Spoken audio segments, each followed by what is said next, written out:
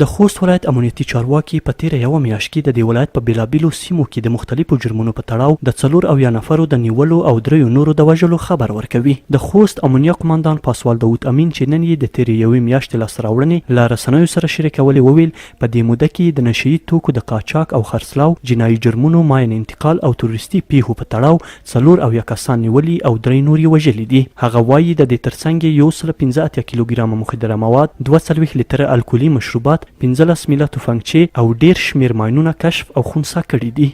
د امنیه قماندانۍ اتلو منصوبینو البته د توریزم په برخه کې 15 میله توفنګچې، 1 میل کلاشینکوف، 1 چرادار توپک، 15 کړۍ مختلف النوع ماینونه، 11 د راکټ مرمۍ، 1 میزایل مرمۍ، 3 د هاوان مرمۍ، 1 میل بیم-1 دستگاه چې بیم-1 دستگاه باندې دوی غوښتل چې په ښار باندې دوی البته دغه بیم-1 راکټونه فیر کړي، موږ نیولي دي.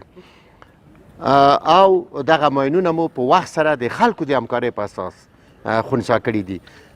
تاسو د دې ماینو تاسو روزانه راپور ګورئ چې د موږ د خنثی کولو د ماینو 15 4 3 تر 7 پورې حتی تر 10 پورې هم د ورځې موږ ته د ولسوالۍ په شمول د خنثی کولو د ماین متاثر راپورونه درکوو. په تیره میاشت کې د نشه یي توکو د قاچاق د خرڅلاو قماندان امین زیاتوي چې په دې موده کې 15 ارادي موټر هم د غلو له منګولو ژغورلي او ترڅنګ یې په دې وروستیو کې په خوست ښار او ولسوالیو کې د جنایي پیښو د کموالي خبره هم کوي.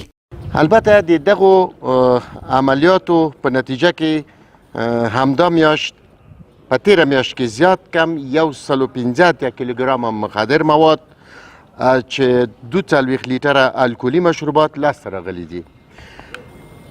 د 55 نه تر 60 عملیاتو پورې په یوه میاشت کې مو مواد مخدر په قاچاقبرانو باندې عملیات ترسره شوي دي.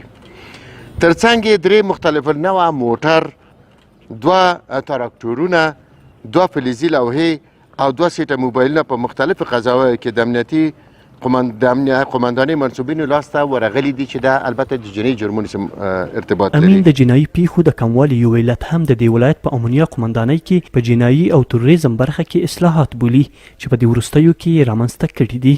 فرید عتیقي، روحي خبري اژانس، خوست.